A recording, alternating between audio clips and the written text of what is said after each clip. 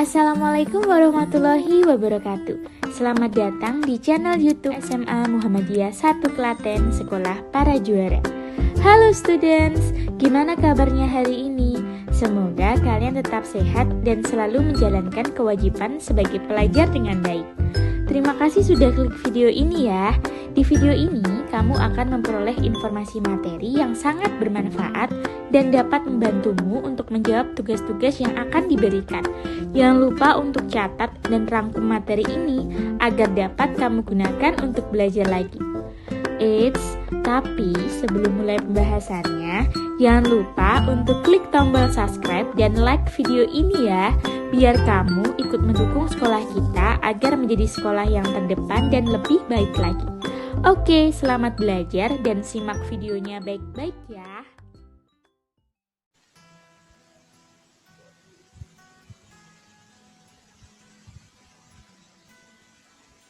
Assalamualaikum warahmatullahi wabarakatuh.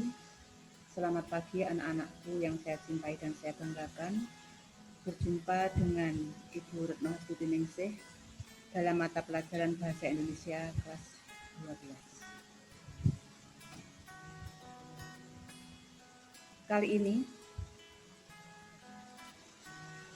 saya akan menerangkan bab 1, yaitu menulis surat lamaran pekerjaan.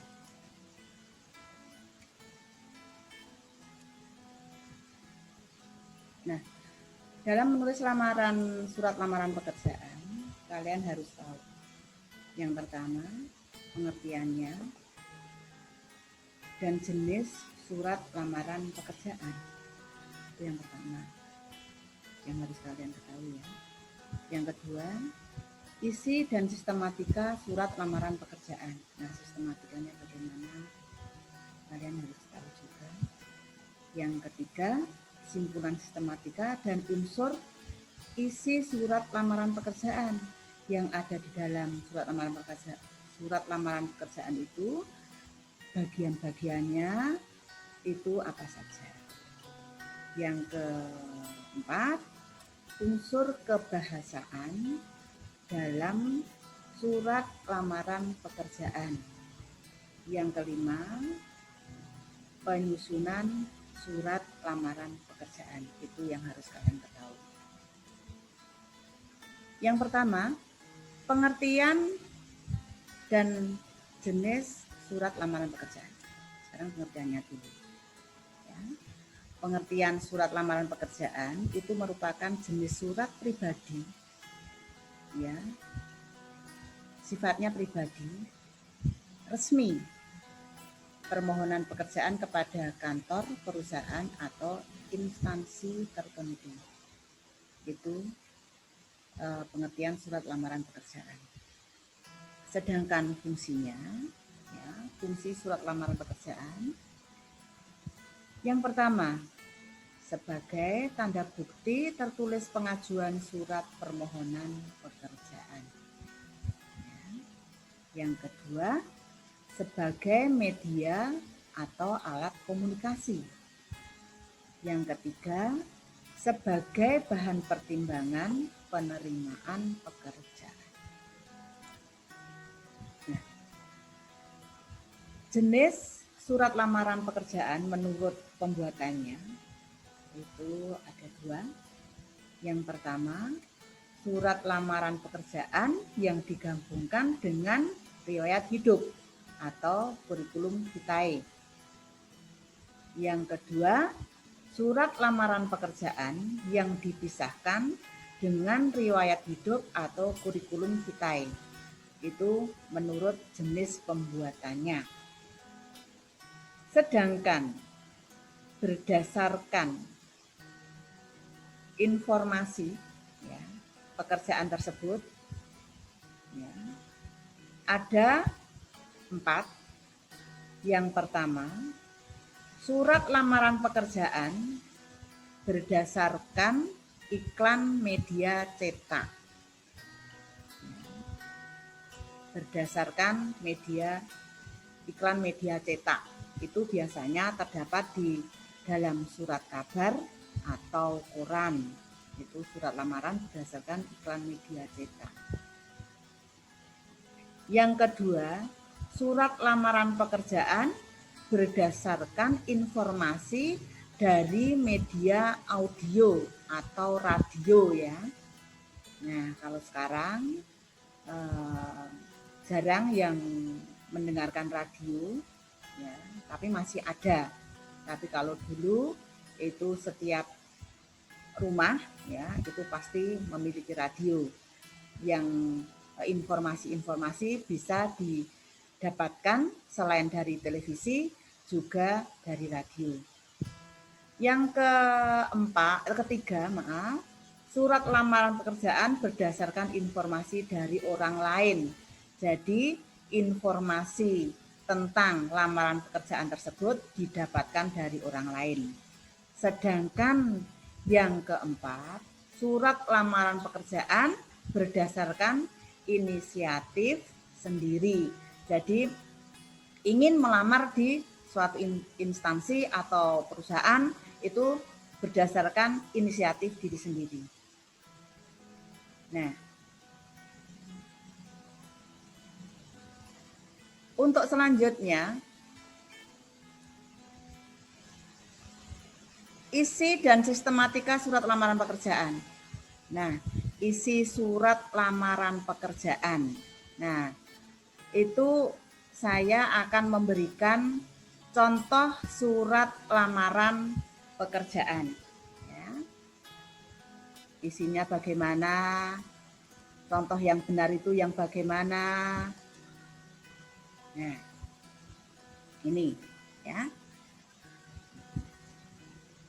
Saya mencontohkan surat lamaran pekerjaan di sini ya. Surat lamaran pekerjaan mungkin masih ada kesalahan-kesalahan yang ada di sini ya. Coba perhatikan.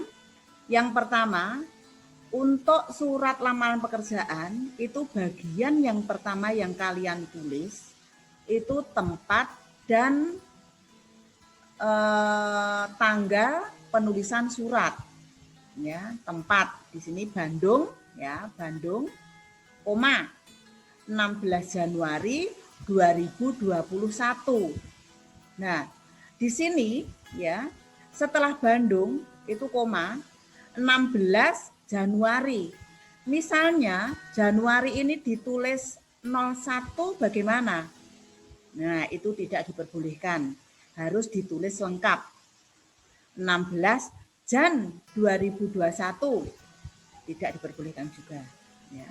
16 Jan 21 itu juga tidak diperbolehkan. Tanpa titik. Nah, ini bersih kan? Nah, ini tidak ada titik, tidak ada koma. Yang kedua, nah ini perihal atau hal, ya, biasanya disingkat hal, itu dari kata perihal, itu lamaran kerja atau lamaran pekerjaan. Nah ini yang kedua, nah, ini perihal. Yang ketiga di sini ya, yang ketiga alamat yang dituju. Nah kalian sering membaca ya atau mendapatkan alamat yang dituju itu ditulis kepada YTH. Nah, dalam aturan pembuatan surat lamaran pekerjaan ataupun surat apapun, nah, itu tidak ada kepadanya. Kadang-kadang kepada .2, kepada YTH .2, kepada YTH. Nah, itu tidak diperbolehkan dalam penulisan surat lamaran pekerjaan. Jadi YTH HRD Manajer PT Berkas Jaya Group. Nah, ini tanpa titik, tanpa koma juga. Misalnya di sini Bapak HRD Manajer tidak diperbolehkan. Kalau Bapak itu ya Bapak Ares, Bapak Ali. Nah, itu ya. Jadi tidak boleh menggunakan Bapak Manajer. Nah, itu tidak diperbolehkan. Bapak Pimpinan. Nah, tidak diperbolehkan. Ya. Jadi bapak itu diikuti dengan nama orang. Jelas ya? Nah, di sini ada di bawah PT Berkas Jaya Group itu JL Malang Melintang 9, Bandung. Nah, JL ini jangan ditulis singkatan. Jadi harus ditulis Jalan Malang Melintang. Lah biasanya di sini kan ada nomor 9 gitu kan. Nah, karena angka 9 itu sudah menunjukkan nomor, jadi tidak ditulis nomornya NO.9, Bandung. Nah, itu salah. Jadi Jalan JALAN ya, Malang Melintang 9, Bandung. Jelas ya?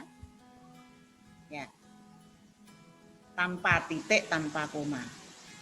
Selanjutnya yang keempat yaitu salam pembuka surat lamaran pekerjaan. Salam pembuka surat di sini dengan hormat. Nah, dengan hormat koma. Dengan hormat koma.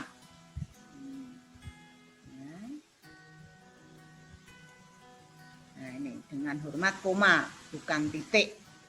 Nah, ini berdasarkan informasi lowongan pekerjaan untuk posisi dan seterusnya sampai di PT Berkas Jaya Group titik, ini merupakan alinea pembuka atau pembuka surat. Ya, alinea pembuka.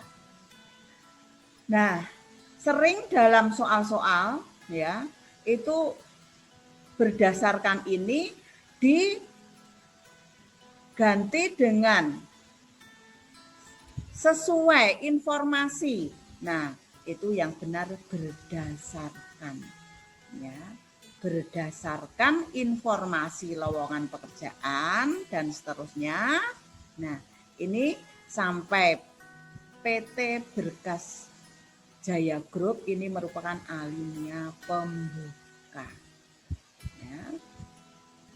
Nah, ini sudah merupakan isinya.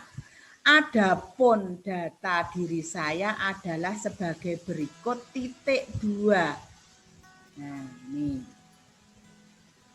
Ya, dituliskan di sini nama, jenis kelamin, tempat tanggal lahir, alamat, pendidikan, telepon. Nah, di sini ada nama, N-nya besar.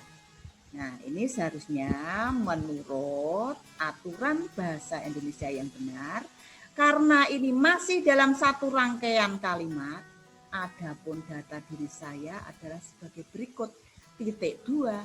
Nah, ini nama N-nya seharusnya ditulis N kecil. Nah, bukan huruf kapital. Ya. Nama titik 2 Abdul Syukur Saputra. Terus yang kedua, jenis kelamin begitu juga. J itu harus ditulis dengan huruf kecil, bukan huruf kapital. Nah, karena ini masih dalam satu kalimat. Nah, tempat, garis miring, tanggal lahir. Nah, tempat, T-nya juga ditulis huruf kecil. Huruf kecil. Tempat. Garis miring itu karena menunjukkan atau. Nah, atau itu boleh ditulis satu saja. Tetapi di sini ya karena tulis Sleman, 11 Maret 1992, maka di sini tempat, tanggal lahir. Jelas ya, bukan garis miring. Garis miring itu atau bisa ditulis salah satu, dipilih salah satu. Jadi di sini harus koma. Jelas ya anak-anakku. Yang keempat selanjutnya itu alamat. Alamat ini juga hanya ditulis dengan huruf kecil. ya. Bukan menggunakan huruf kapital. Nah, titik 2 jalan. Nah, ini salah penulisan jalannya di sini. Jalan di sini seharusnya JALAN. Caang, bulan. Nah, tadi sudah saya katakan. Nah, nomor di sini dihilangkan karena 2 ini sudah menunjukkan nomor angka 2 ini. Ya. Jadi jalan ditulis komplit JALAN Caang bulan 2, Bandung. Ini juga tanpa titik. Ya. Pendidikan P-nya ditulis huruf kecil. Ya. Jelas ya? Jangan lupa dalam satu rangkaian kalimat itu ditulis huruf kecil. S1 Manajemen Universitas Pajajaran. Nah, nomor telepon ini. Nah, ini. Ini masih isinya ya, masih isi ini dalam bagian-bagiannya. Saya berpengalaman di posisi staf marketing selama 3 tahun, memiliki kemampuan bahasa Inggris yang fasih dan bisa bekerja secara mandiri maupun tim. Nah, karena di sini berpengalaman di posisi staf marketing selama 3 tahun, maka kalian harus memiliki surat keterangan yang menyatakan bahwa kalian itu memiliki pengalaman di posisi staf marketing selama 3 tahun. Ya, jadi kamu harus menyertakan surat keterangan. Begitu pula memiliki kemampuan bahasa Inggris yang fasih itu juga kamu wujudkan dengan sertifikat. Ya. Nah, karena untuk sertifikat maupun surat keterangan itu merupakan bukti otentik. Ya, jadi tidak asal-asalan, tidak ada kebohongan di sini. Nah, sebagai bahan pertimbangan, saya lampirkan kelengkapan data diri sebagai berikut. Nah, ini bukan seperti yang ada di atas. Nah, ini karena ada nomornya 1 sampai 7, tetap ditulis dengan huruf besar. Foto ukuran 3x4, yang kedua fotokopi, dan seterusnya. Yang ke-7 sertifikat. Sertifikat tadi merupakan sertifikat kalian mahir dalam bahasa Inggris. Ini besar harapan saya untuk dipanggil wawancara sehingga saya dapat menjelaskan secara lebih rinci mengenai potensi dan kemampuan yang dimiliki. Nah, ini untuk isinya ya. Jadi untuk isi tadi ini ya, adapun data diri saya sampai besar harapan saya, ini merupakan isi. Nah, sekarang untuk yang selanjutnya itu merupakan alinea penutup surat. Ya, demikian surat lamaran pekerjaan ini saya buat dengan sebenar-benarnya dan sejujur-jujurnya. Atas perhatian Bapak atau Ibu pimpinan, saya ucapkan terima kasih. Nah, saya mengucapkan, bukan saya ucapkan. Saya mengucapkan terima kasih. Ya. Nah, dalam penggunaan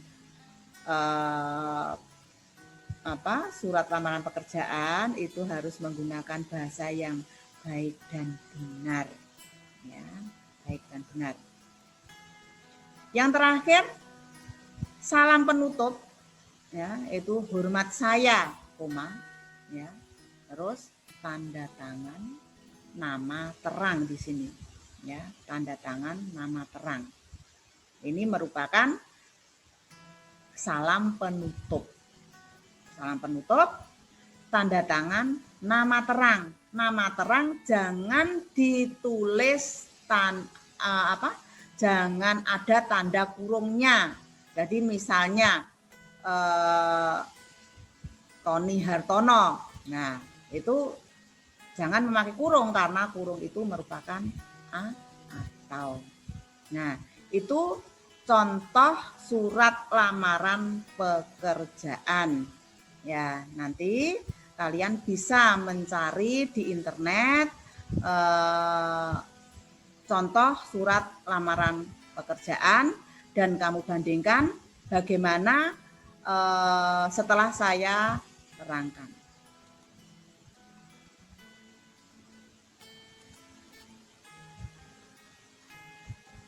Nah, ini tadi saya sudah isi surat lamaran pekerjaan, sistematika surat lamaran pekerjaan. Nah, sekarang kita lanjutkan. Isi surat lamaran pekerjaan ya, yaitu informasi yang tertulis dalam surat lamaran pekerjaan.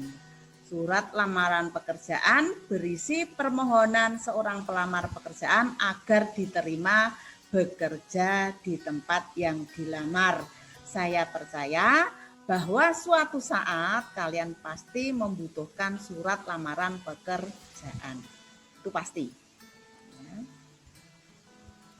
Nah, tadi sudah saya jelaskan di dalam contoh ya. Yang pertama, tempat dan pembuatan tanggal surat, lampiran surat, nama dan alamat surat,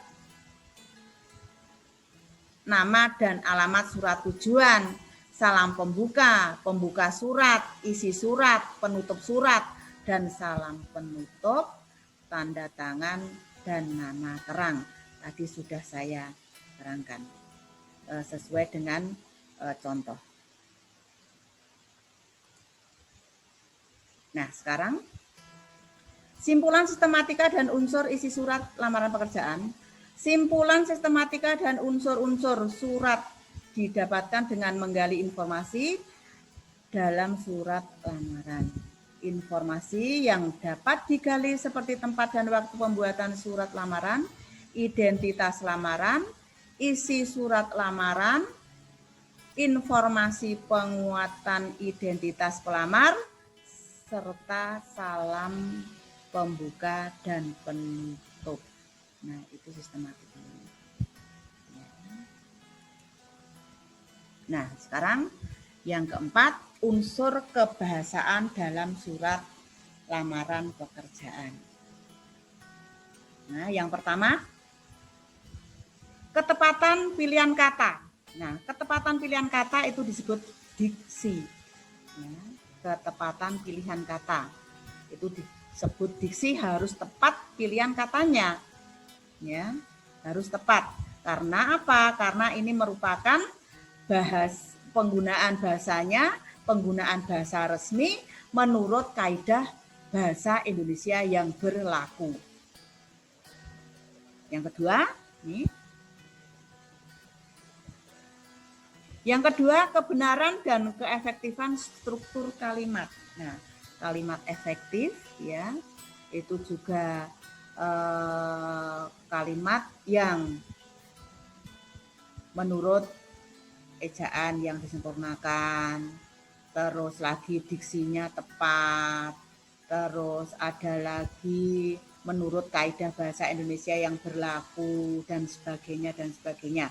Nah, jadi dalam pembuatan kalimat itu harus benar, ya, harus benar sesuai dengan kaidah bahasa Indonesia yang berlaku. Nah, dalam satu kalimat itu tidak boleh diawali atau tidak boleh diawali dengan klausa bawahan.